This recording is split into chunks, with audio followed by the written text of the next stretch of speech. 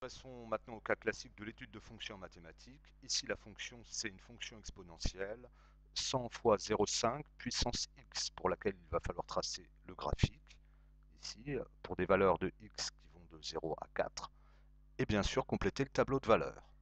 Pour ceci, on va sur la calculatrice, on va bien sûr dans la touche fonction, f de x, on va taper notre fonction, 100 fois 0,5 puissance x, puis on accède au tableau de valeurs qui est dans la table, qui est accessible par la touche seconde. Et voilà, j'obtiens le tableau de valeurs. Alors vous voyez, il y a une différence avec celui qu'on obtient. Ici, ça augmente par pas de 1 sur x, donc 0, 1, 2, 3.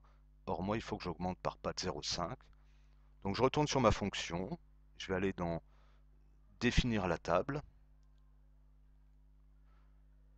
Et je vais lui dire, au lieu d'augmenter par pas de 1, 0,1, je vais augmenter par pas de 0,5, 0,5.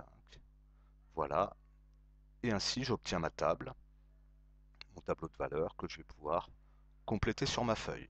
Ensuite, nous voulons tracer la courbe de la fonction. Alors pour ceci, je vais la tracer sur la calculatrice et je vais obtenir la même fenêtre que le graphique que je dois compléter, c'est-à-dire sur x, je dois aller de 0 jusqu'à 4 et sur y de 0 à 110. Alors pour tracer le graphique, touche graphe, alors évidemment, vous voyez, on a une partie de la courbe, mais ce n'est pas tout à fait celle que nous cherchons.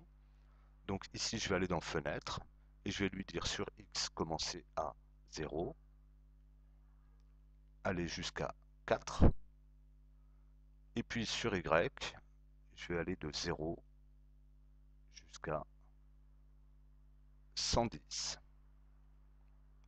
Et maintenant, si je vais sur la touche Graphe, eh bien, je vais obtenir une fenêtre qui correspond exactement au graphique qui est demandé ici. D'accord? Alors évidemment, on peut se promener sur la courbe avec la touche trace. Donc là, on nous dit pour x égale 2, y vaut 25, etc., etc.